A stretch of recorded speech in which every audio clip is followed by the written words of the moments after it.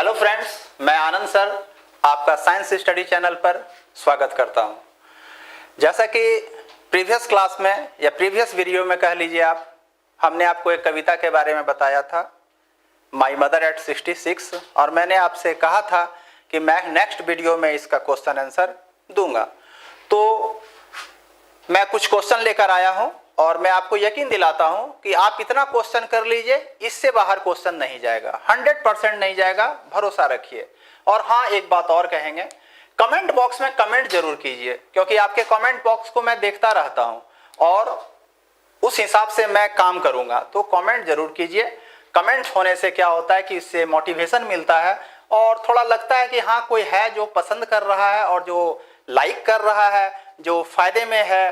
तो फायदा मिले तो जरूर कमेंट कीजिए, comment must comment.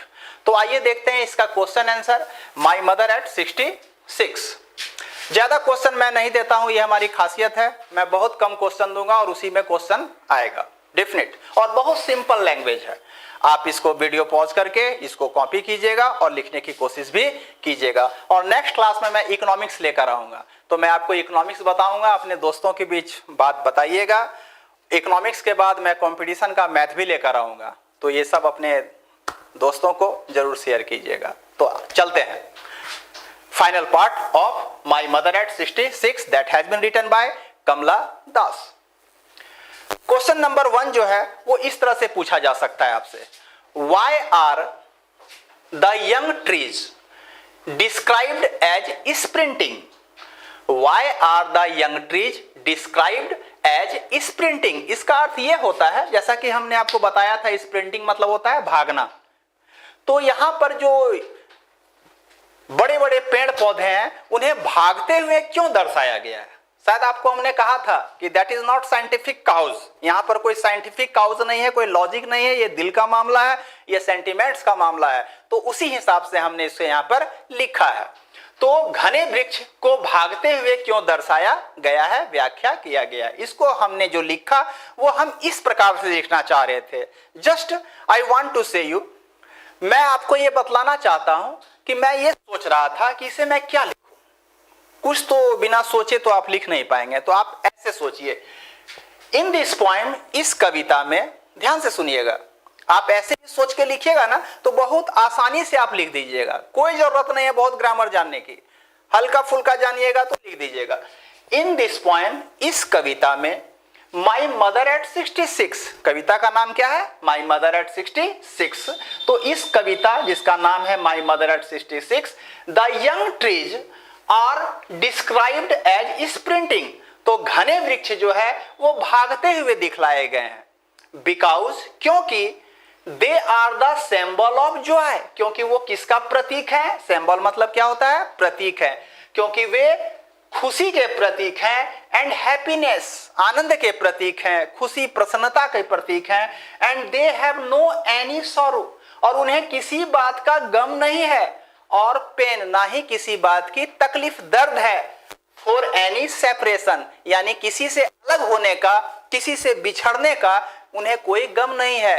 And that's the reason why young trees described as sprinting. तो आशा है आप इसको 1-2 बार हिंदी में सोचिएगा तो आराम से लिख लीजिएगा। फिर से एक बार देखिए, माई मदर एट 66 कविता में जो घने वृक्ष हैं वो पीछे भागते की ओर दिखलाए गए हैं, क्योंकि वो खुशी और प्रसन्नता के प्रतीक है, उन्हें किसी प्रकार की तकलीफ या दर्द नहीं है बिछड़ने का।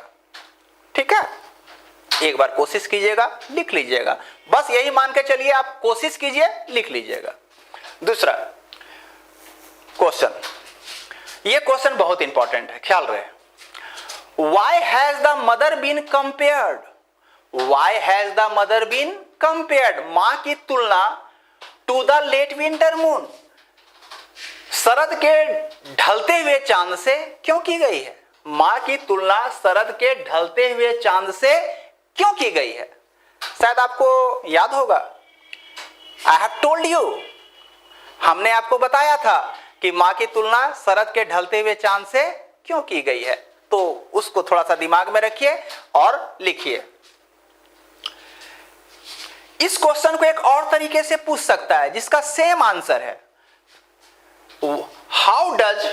How does the poets mother look like. हालांकि यहां पोएटिस होना चाहिए, लेकिन किताब में ही ऐसा दिया हुआ है तो हमने भी ऐसा ही लिखा। तो कवि की मां देखने में कैसा लगती है, कैसा लगती है बताइए? मुरझाया हुआ। याद आया होगा। तो चलिए फिर देखते हैं। There is no light and brightness, कोई भी चमक नहीं होती है in old late winter moon, शरद के ढलते हुए चांद में। तो कोई भी चमक शरद के ढलते हुए चांद में नहीं होती है, बिकॉज क्योंकि इट इज ऑलवेज कवर्ड, क्योंकि ये हमेशा ढका हुआ रहता है, इन द क्लाउड्स, बादलों में, एंड फॉग्स, और कुहासे में। फॉग्स समझ रहे हैं ना, अभी क्या चल रहा है? तो फॉग चल रहा है ना, तो वही फॉग, कुहासे, ठीक है। एंड सीम्स अस, और कैसा प्रतीत होता है? सो पेल, बहुत पीला मुरझाया हुआ, एंड सेड, और कैसा? उदास लगता है। तो जाड़े का या शरद का ढलता हुआ चांद में कोई चमक नहीं होता है, क्योंकि वो हमेशा बादलों और कुहासों में ढका रहता है, और वो हमें पीला और उदास प्रतीत होता है। यहां तक ठीक है। सिमिलरली, ठीक इसी प्रकार, द पोएट्स मदर, जो कवि की मां है, who is an old women, वो क्या है? एक बूढ़ी औरत है। She is just counting her days, और वो क्या कर रही है? अपने अंतिम दिनों को गिन रही है, यानी मरने के कगार पर है वो। And she looks so sad, और इसीलिए वो बहुत ज्यादा उदास लगती है। Looks so sad like winter moon, कैसा? शरद के चांद की तरह। दैट इज वाई, यही कारण है, her mother has been compared to the late winter moon, यही कारण है कि मां की तुलना शरद के ढलते हुए चांद से की गई है। ठीक है, कोई दिक्कत? मेरे विचार से दिक्कत तो नहीं होनी चाहिए, क्योंकि बहुत ही सिंपल है। और ये सीबीएसई, सॉरी पहले जैक और सीबीएसई के लिए बहुत जरूरी है, देख लीजिएगा। अच्छा लगे तो वीडियो को पॉज करके इस क्वेश्चन को आप लिख लीजिए, तब तक मैं थोड़ा 2-4 मिनट रेस्ट कर लेता हूं। आप इसे लिखिए।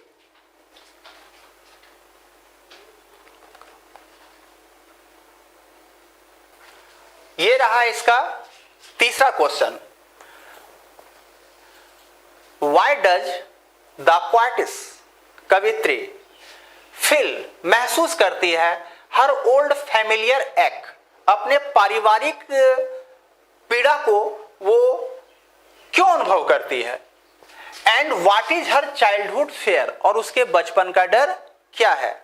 याद है आपको, बताए थे कि छोटा बच्चा कैसे रोने लगता है अपनी मां से अलग होते हुए?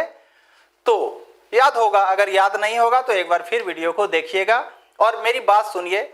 उस वीडियो के अंतिम 7 मिनट जरूर ध्यान से देखिएगा, उसमें हमने बहुत बड़ी बात कही है, अपने जीवन में उतारने की कोशिश कीजिएगा। Why does the poetess feel her old familiar ache and what is her childhood fear? यानी कवित्री जो है वो क्यों पारिवारिक दर्द महसूस करती है और उसके बचपन का डर क्या है? आप सोचिएगा, देखिए इसका जवाब हमने जो लिखा। ये क्वेश्चन बहुत तरीके से पूछता है और जवाब सबका एक ही होता है, तो मैं उन तमाम ऑप्शंस को यहां पर दे रहा हूं। इस क्वेश्चन को एक और तरीके से पूछेगा, what painful thought comes to the poets. देखिएगा कितनी बड़ी गलतियां होती हैं किताबों में, यहां पर पोएटिस है, यहां पर पोएट है, तो जैसा है क्वेश्चन में मैंने वैसा ही दिया। What painful thought comes to the poet's mind, वो जो बड़ा दर्दनाक जो सोच है, विचार है, वो क्या है जो कि कवि के दिमाग में आता है। And how does she drive, और कैसे वो उसको ड्राइव करती है, कैसे वो उसको झटक देती है। ड्राइव मतलब झटक देती है, इट अवे, अपने से दूर। तो कहने का अर्थ है कि वो दर्दनाक विचार क्या है जो कि कवि के दिमाग में आता है, यानी कवित्री के दिमाग में आता है, और वो उसे किस प्रकार से हटा देती है, झटक देती है। इस क्वेश्चन को एक और तरीके से पूछ सकता है, देखिए कैसे। What were the fears, what were the fears वो डर क्या है? ऑफ द पोएट, उस कवि का वो डर क्या है? As she looked at her mother, जब वो अपनी मां को देखती है। तो कवित्री जब अपनी मां को देखती है तो वो डर जाती है। वो डर कैसा है? वो कैसा डर है, यही पूछ रहा है। तो आइए इसका जवाब हमने आपको, तो इसका जवाब मैं दे रहा हूं जैसा मैं सोचता हूं, एज आई थिंक, उसके हिसाब से मैंने इसे लिखा है। द पोएटिस, मैं तो पोएटिस ही लिखूंगा, चाहे क्वेश्चन में पोएट हो या कुछ हो, डजंट मेक एनी डिफरेंस, मैं पोएटिस ही लिखूंगा। तो द पोएटिस कमला दास, जो कवित्री कमला दास है, इज गोइंग आउट, वो बाहर जा रही है। कहां से जा रही है बाहर? फ्रॉम हर मदर्स हाउस, अपने मां के घर से। तो कमला दास अपने मां के घर से बाहर जा रही है। एंड हर ओल्ड मदर, और उसकी बूढ़ी मां, इज सिटिंग, बैठी हुई है, जस्ट बिसाइड हर, ठीक उसके बगल में। बिसाइड मतलब क्या होता है? बगल में। When the poetess sees, जब कवित्री देखती है, क्या देखती है? द पेल, पीला सा, एंड कॉर्प्स फेस, और मुर्दे जैसा चेहरा, ऑफ हर मदर, अपनी मां का जब वो पीला सा लाश जैसे चेहरे को जब वो देखती है, हर ओल्ड फैमिलियर पेन, उसका वो पुराना पारिवारिक दर्द रिटर्न्स, लौटकर आ जाता है। सी फील्स, वो क्या महसूस करती है? The pain of separation, separation मतलब बिछड़ना, वो बिछड़ने के दर्द को महसूस करती है। It is her childhood fair, यही उसके बचपन का डर है। बट, लेकिन, सी ट्राइज, लेकिन वो ट्राई करती है, वो प्रयास करती है, टू गिव अवे, हटा देने का, हर पेनफुल थॉट, अपने विचारों को, अपने उस दर्दनाक विचारों को वो हटाने का प्रयास करती है। क्यों? क्योंकि अब कमला दास बच्ची नहीं है, अब कमला दास काफी समझदार हो चुकी है। तो ये नीचे का जो लाइनिंग है वो आप यहां से आपको मिल जाएगा। ये वाला क्वेश्चन, नीचे वाला क्वेश्चन, ये चीज जो देख रहे हैं वो इस क्वेश्चन को डिनोट कर रहा है। और ये क्वेश्चन जो है आप देखिएगा तो वो यहां से डिनोट हो रहा है, the pale and coarse face of her mother, ठीक है। और ये क्वेश्चन पूरे को इंडिकेट कर रहा है। तो ये तीनों क्वेश्चन के लिए एक ही आंसर है जो कि परफेक्ट है। आप इसको लिखिए और भी अपने मन से कुछ आप डाल सकते हैं। तो नेक्स्ट क्वेश्चन की ओर चलें। What do the parting word, parting word मतलब बिछड़ने का, पार्टिंग मतलब बिछड़ना। तो क्या है वो बिछड़ने का शब्द ऑफ द पोएट, उस कवि का। फिर क्वेश्चन में पोएट ही लिखा तो भाई तो हम पोएट ही लिखे, लेकिन पोएटिस आप लिखिएगा, ठीक है। तो वो बिछड़ने का जो शब्द है कवि का, एंड हर स्माइल, और उसकी मुस्कुराहट। देखिए हर से पता चल रहा है क्या कि वो कवि नहीं कवित्री है, नहीं तो हिज लिखा रहता है ना। तो बिछड़ने का शब्द और उसकी मुस्कुराहट क्या सिग्निफाई करती है? सिग्निफाई मतलब क्या दर्शाता है, क्या शो करता है। तो वो जो बिछड़ने का शब्द है और उसकी मुस्कुराहट क्या शो करता है? बिछड़ने का शब्द याद है आपको? सी यू अम्मा, याद आया? और smile and smile and smile, तो ये क्या इंडिकेट करता है, ये आपसे पूछ रहा है। तो चलिए हमने इसका जवाब लिखा है, वो इस प्रकार है। एट द एयरपोर्ट, हवाई अड्डे पर, द पोएटिस कमला दास, कवित्री कमला दास, सेज, कहती है, हर ओल्ड मदर, अपनी बूढ़ी मां से। तो हवाई अड्डे पर जाकर कवित्री कमला दास अपनी बूढ़ी मां को कहती है that they will meet again, कि वे फिर मिलेंगे। एंड सी स्माइल्ड, और वो क्या कर दी? मुस्कुरा दी। हियर, यहां पर, वी फाइंड, हम लोग पाते हैं, ए होप, एक आशा, ओनली ए होप, केवल एक आशा पाते हैं, एक उम्मीद पाते हैं, ऑफ मीटिंग, मिलने की, मुलाकात की एक उम्मीद पाते हैं, इन हर पार्टिंग वर्ड्स, उसके बिछड़ने वाले शब्दों में, एंड हर स्माइल, और उसकी मुस्कुराहट में। बट दे विल मीट, लेकिन वो मिलेंगे या नहीं मिलेंगे? दे डू नॉट नो, वो इसे नहीं जानते हैं। ओनली गॉड नोज इट, इसे तो केवल ऊपर वाला ही, ईश्वर ही जानता है। दैट्स इट, इतना ही है। कविता के क्वेश्चन आंसर को आपने देखा। इससे ज्यादा नहीं भागता है और इसी बात को वो घुमा पहिरा कर टहला बुलाकर पूछता है। आप ध्यान से देखिएगा, वो हमेशा क्वेश्चन को थोड़ा बहुत बदलता है लेकिन आंसर यही है। तो आप जैसे क्वेश्चन देखें तो थोड़ा सोचिएगा कि ये क्या है, क्या बोलना चाह रहा है। तो जैसे ये विचार आपके मन में आए, आप समझ जाइएगा कि आंसर वही है जो आपने याद कर रखा है। तो ये कविता फुल एंड फाइनल यहां पर समाप्त हुआ। तो माय मदर एट 66 खत्म हो गया। आंट जेनिफर टाइगर भी बिल्कुल हमने विद क्वेश्चन आंसर के साथ सोल्यूशन दिया और ये भी मैंने खत्म किया। अगले लेसन में मैं, अगले क्लास में या अगले वीडियो में मैं इकोनॉमिक्स लेकर आऊंगा और उसके बाद मैं जनरल कंपटीशन के बारे में भी आपको बताऊंगा काफी। तो कंपटीशन के बारे में जरा अपने दोस्तों को जरूर शेयर कीजिएगा, वो काफी इससे सीखेंगे। और फिर आपके कमेंट का मैं आशा रखूंगा। हाँ, बहुत सारे कमेंट में ये कह रहे थे बिहार बोर्ड के बारे में कि बिहार बोर्ड क्यों नहीं स्टार्ट कर रहे हैं। तो देखिए, हमारी मजबूरी समझिए, मैं बहुत सारे विषय को देखता हूँ, जैसे इंग्लिश है, इकोनॉमिक्स है, हिस्ट्री है, पॉलिटिकल साइंस है और इकोनॉमिक्स है, कंपटीशन का मैथमेटिक्स है, रीजनिंग है, जीके है, इंग्लिश है, बहुत कुछ है। तो बहुत व्यस्त रहता हूँ।